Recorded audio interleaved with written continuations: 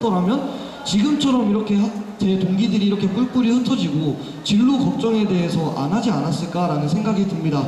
저는 이에 대해서 학사 구조조정위원회를 만들어서 지금까지는 학교가 거의 마무리 단계에서 통보를 했습니다. 하지만 저희는 학사 구조조정 기획 단계에서 학생들과 소통을 하기 위해 학사 구조조정위원회를 만들 거고요. 그리고 만약에 이런 학교 측에 일방적인 통보가 있다 하더라도 제가 아까 겪었던 대응 매뉴얼, 대처 매뉴얼을 작성하여 다시는 저와 같은 그리고 다른 학생들과 같은 피해가 일어나지 않도록 노력할 것입니다.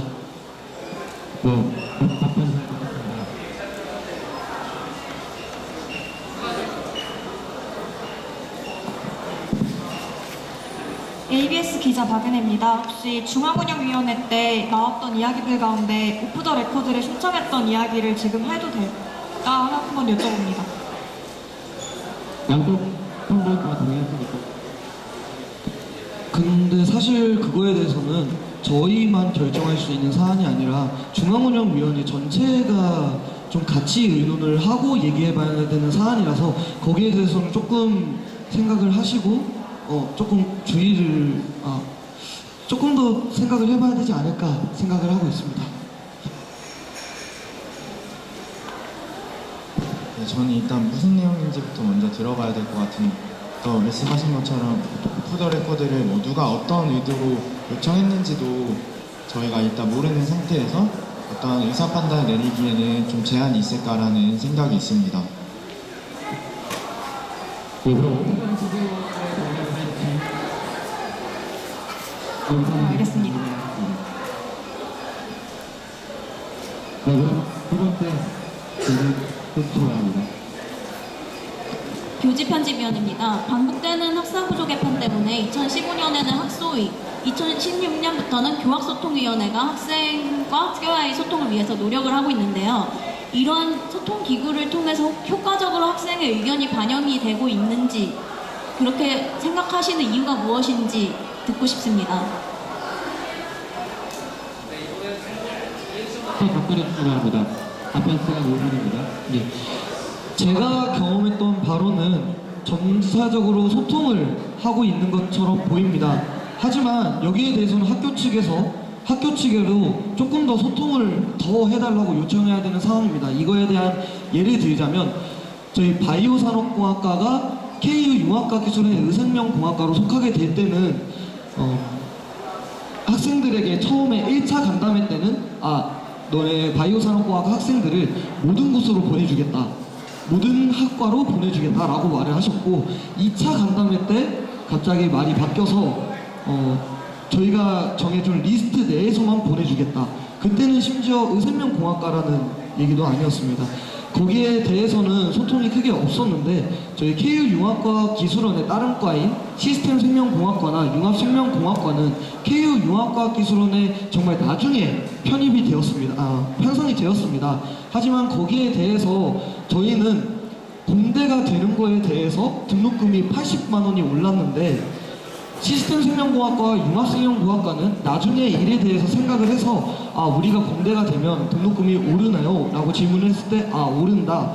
하지만 그거에 대해서 실험실 개선이 되나요? 하니까 거기에 대해서는 아직 발전적인 생각은 없다라고 해서 등록금을 80만 원을 오르지 않은 채로 그대로 동결을 시킨 걸로 알고 있습니다. 이를 경험에 빗대어 조금 더 학생들의 소통을 받아주고 있는 상황에서 저희가 조금 더 학교 측의 입장을 밝혀 소통을 더 할 수 있는 그런 학사 구조조정위원회 그리고 그런 학사 구조조정을 만들 수 있지 않을까 하는 생각을 갖고 있습니다. 네. 학사구조조정위원회를 만든다고 하셨는데 그 학소위랑 교소위랑 이름만 다르고 같은 역할을 할 것 같은데 차별점이 있나요? 학소위나 교학소통위는 학사 구조조정에 대한 얘기뿐만 아니라 다른 학교 차원의 문제, 그런 문제들을 다루는 자리입니다. 저도 제가 교소위를 들어가 봤을 때는 학사 구조조정에 대한 얘기보다는 직접적으로 우리 학생들에게 했던 전달할 얘기, 그런 얘기들을 하는데 제가 생각하는 학사 구조조정위원회는 정확하게 학사 구조조정이 일어날 당시 학생 대표를 거기에다가 소속을 시켜서 기획 단계에서 우리가 집약적으로 그 문제만 다룰 수 있도록 하는 그런 학사 구조조정위원회를 만들 생각입니다. 네, 부대 격차에 접근했습니다. 네, 교학소통위에 대해서 먼저 말씀을 드리자면 사실 교학소통위가 소통을 할 수 있는 가능성이 있는 기구인 것은 맞습니다. 사실 단과대 학장이랑 학생 대표 3명이서 들어가서 소통을 하는 것은 맞지만 학생과 교수라는 정보의 접근성의 차이가 존재하고 사실 교학소통이라는 기구의 강제성이 없기 때문에 주기적으로 이루어지는 곳이 좀 제한적으로 존재하는 것으로 알고 있고 밥 먹는 자리로 이루어지는 곳도 많은 곳으로 알고 있습니다. 앞서 교소회가 잘 진행됐으면 앞서 말씀드린 것처럼 학사구조 개편 관련해서 저 혼자 제일 먼저 듣는 경우도 없을 것이라고 생각하는데요. 이렇듯 정보의 차이가 존재하는 것이 정말 제일 큰 문제라고 생각하고 사실 가장 크게는 학교가 학생들의 이야기를 더 소통하고 잘 듣게끔 학생에서 요구하고 그것이 매뉴얼처럼 제정되어 있고 학교가 학생들을 좀 존중하고 학생들의 의견을 듣는 식으로 이 교학소통위원회가 진행되거나 소통 창구가 다른 창구로라도 열려야 된다고 저는 생각합니다.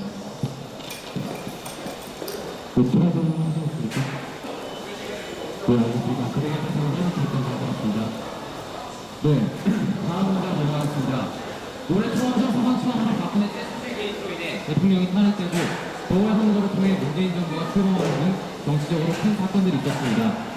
청학생회는 학생 자치기 후인 동시에 우리 대학 학생들이 접촉해 정치적 사회적 문제에 대해 대외적으로 의견을 드러내는 역할을 합니다.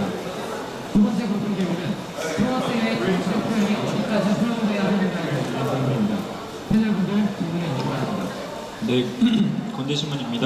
2016년은 박근혜 최순실 게이트가 밝혀진 정치적으로 중요한 해였기도 했습니다. 그러나 2016년 총학생회였던 한올의 시국선언문은 하고 전체의 의견을 대변하지 못했다는 여론이 지배적이었습니다. 정치적 이슈에 대한 이번 두 선본의 입장은 무엇입니까? 정치적 입장을 취할 때에 있어서 태도는 어떻게 잡아야 한다고 생각하십니까? 네, 선본 무엇부터 답변해 주시기 바랍니다. 대신 시간 5분입니다.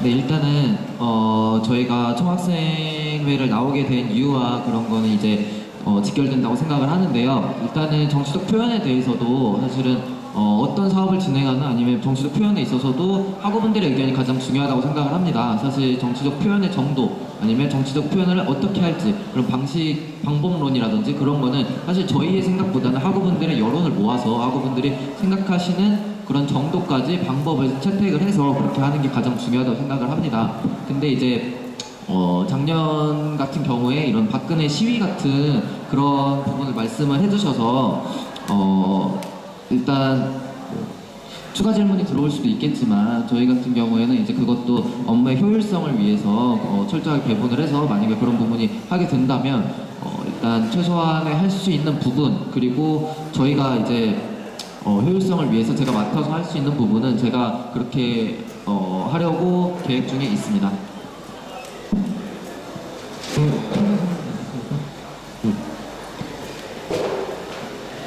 최소한의 역할을 하시고 이제 효율적으로 하신다고 말씀하셨잖아요.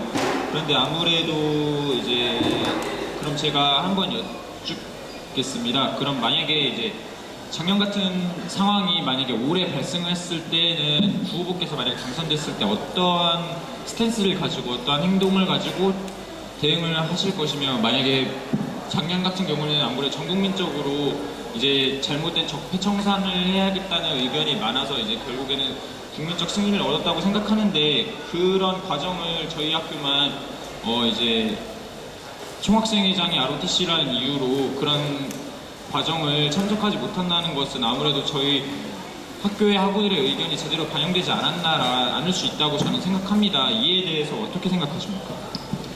네, 다시 말씀드리지만 일단은 그 작년과 같은 사건이 벌어졌을 때 저희의 입장에 대해서 여쭤보셨는데 일단 저희의 입장 자체는 학우분들이 결정하시는 거라고 생각을 하고요.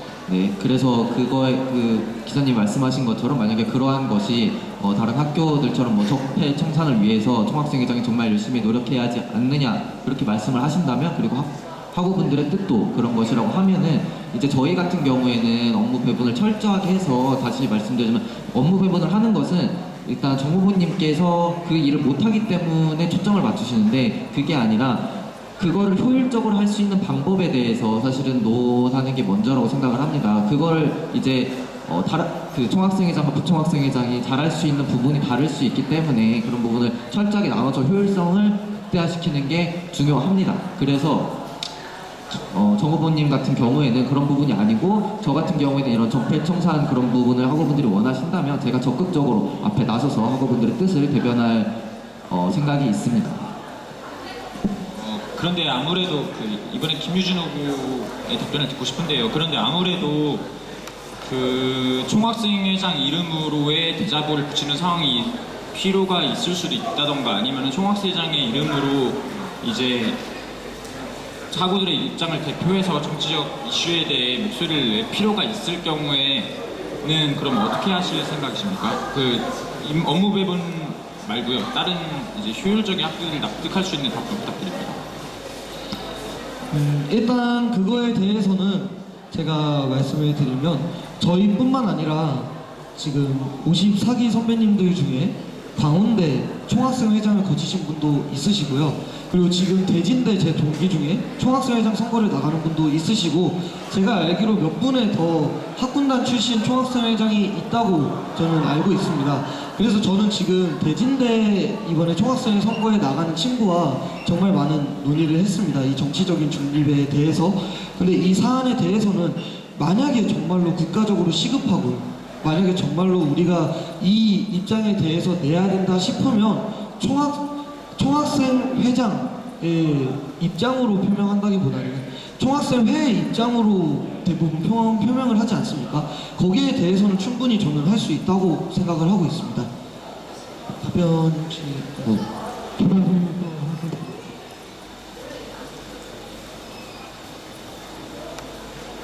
양측 다 이제 말씀을 드리고 싶은데요. 제일 쉬운 답변이 학우들이 목소리를 모을 거라는 답변입니다.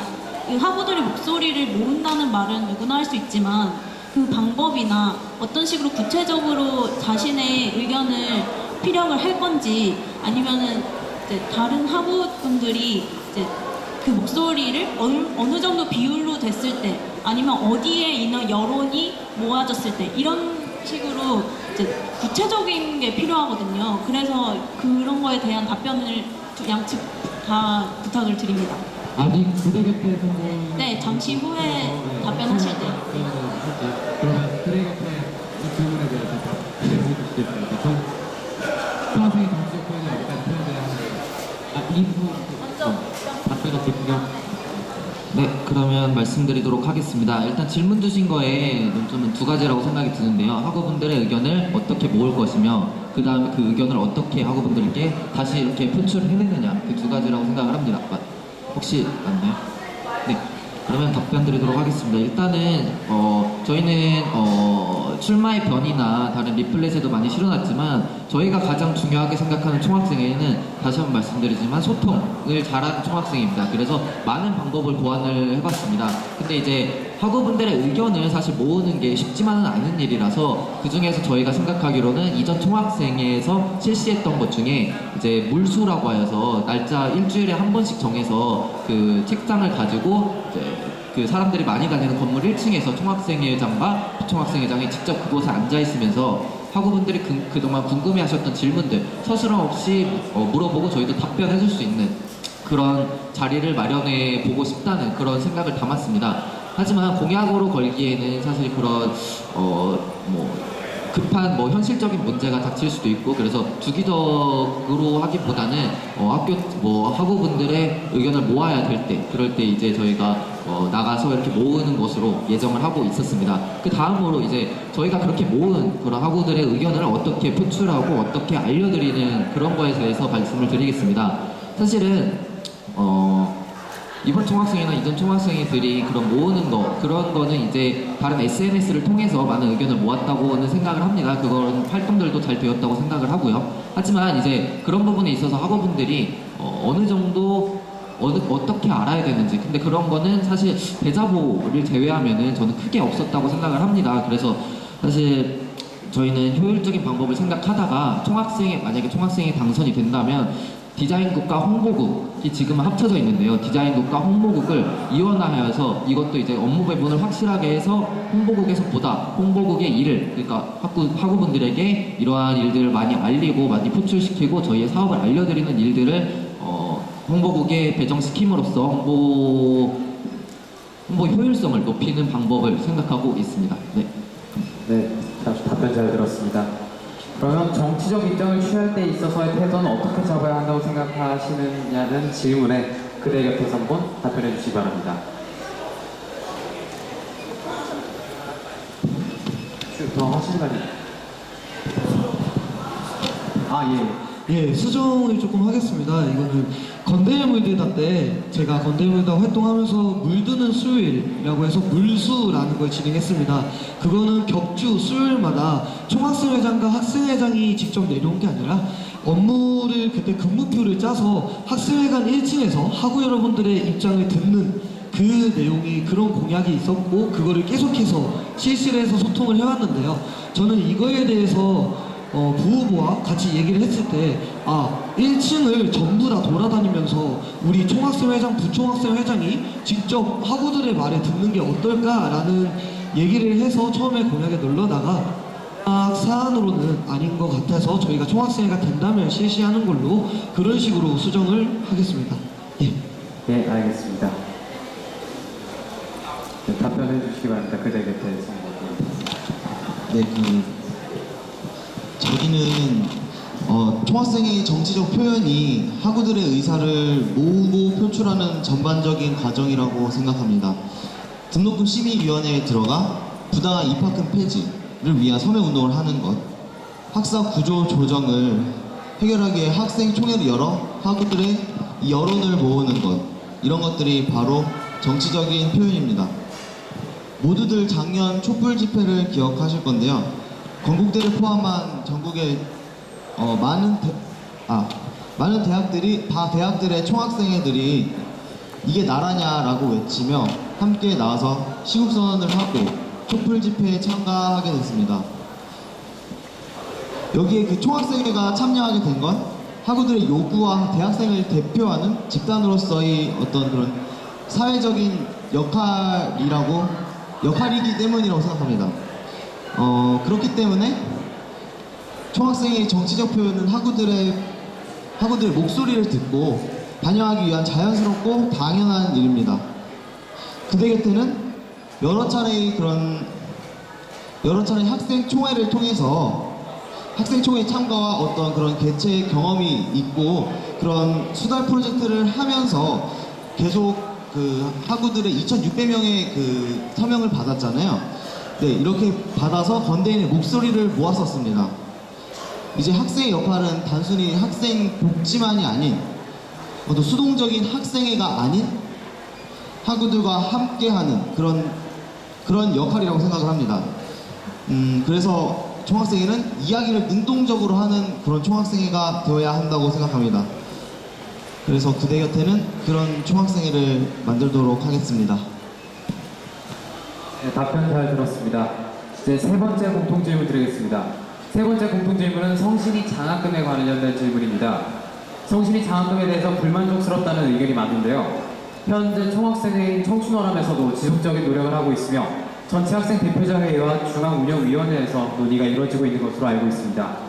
현재 장학복지처에서는 하지만 뚜렷한 대안이 없는 것으로 알고 있는데 성신이 장학금에 대한 학우들의 불만을 수렴해서 어떻게 개선할 것인지에 대해 패널분들의 질문이 있겠습니다. 네, 영자신문사입니다. 성신이 장학금의 경우 과 인원이 적은 경우에는 그렇지 않은 경우보다 장학금 수혜 대상자가 되는 것이 어렵습니다. 또한 성신이 장학금 수혜 기준에 성적뿐만 아니라 학우들의 자체 활동 또한 포함되기 때문에 기준이 모호한 상황입니다. 그리고 성장학금의 경우 단과대에 속한 과의 수보다 성장학금을 받을 수 있는 학생 수가 적은 경우에는 아예 이 장학금을 받지 못하는 과가 생기기도 합니다. 이에 따라 단과대마다 특정한 기준을 정하고 있지만 아직까지 뚜렷한 결과가 나오지 않은 상태입니다. 총학생회 후보자로서 어떻게 이를 개선하실 것인지 각 성분의 생각을 듣고 싶습니다. 네, 이 질문에 대한 답변 듣기 전에 아까 건대신문사에서 질문 드렸던 거에서 교지에서 질문 드렸던 거에서 그대 곁에 정보에서 답변을 못했다고 하시더라고요. 그래서 이 추가 질문에 대한 답변 듣고 그 질문에 대한 답변 드릴게요. 저 아까 전에 소통 관련한 질문을 양측 선분에 둘 다 하셨는데 이분 여기 리액션 선분 측에서는 답변을 하셨고 저희 기다리고 있었는데 바로 넘어가가지고 당황해서 바로 말씀을 드렸고요. 저희 소통에 대해서 말씀드리자면 저희도 소통 공략을 참 많이 준비해 봤는데요. 저희 강의실 방문이 사실상 학우들을 가장 직접적으로 만나고 의견을 듣는 자리라고 생각합니다. 그래서 저희도 토요일마다 총학생회 집행부뿐만 아니라 총학생회장 그리고 부총학생회장이 직접 각 단과대 건물 혹은 사람이 많은 곳에 가서 직접 의견을 나누는 시간들을 준비해 봤고요. 그리고 사실 하향식 소통이 아니라 상향식 소통을 통해서 주문이라던가 주문이 참관 그리고 다른 학교들 같은 경우는 아예 안건을 학우들한테 받는 경우도 있기 때문에 그런 식으로 상향식 소통을 진행하겠다는 것과 그리고 아까 전에 말씀하신 얼마나 모아야 하는가 이 부분은 정말 수량적인 부분은 아무도 정할 수 없다라고 저는 생각하는데요. 다만 학생들이 얼마나 만족하는지 이 내용에 대해서 얼만큼 많이 알고 있는지 공감하는지 혹은 그런 것들을 높이기 위하여 저희 총학생회가 당선된다면 그 학생회가 학우들과의 스킨십을 높이는 부분이 정말 중요한 부분이라고 생각하기 때문에 그런 부분을 일상적으로 해나가는 총학생회를 만들도록 하겠습니다. 네, 그리고 이어서 성신이 장학금 문제 관련해서 선본 그대 곁에부터 먼저 답변해 주시기 바랍니다.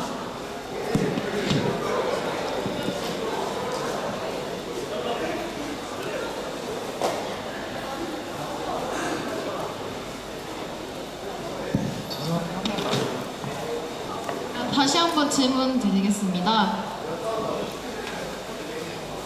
네, 성신이 장학금의 경우에는 과 인원이 적은 경우에는 그렇지 않은 경우보다 장학금 수혜 대상자가 되는 것이 어렵고 성신이 장학금 수혜 기준에 성적뿐만 아니라 학우들의 자체 활동 또한 포함되기 때문에 기준이 모호한 상황입니다. 또한 성장학금의 경우 단과대에 속한 과의 수보다 성장학금을 받을 수 있는 학생이 적은 경우에는 아예 이 장학금을 받지 못하는 과가 생기기도 합니다. 이에 따라 단과대마다 특정한 기준을 정하고 있지만 아직까지 뚜렷한 결과가 나오지 않은 상태입니다. 총학생회 후보자로서 어떻게 이를 개선하실 것인지 각 성분의 생각을 듣고 싶습니다. 네, 선본 그대 곁에부터 답변해 주시기 바랍니다.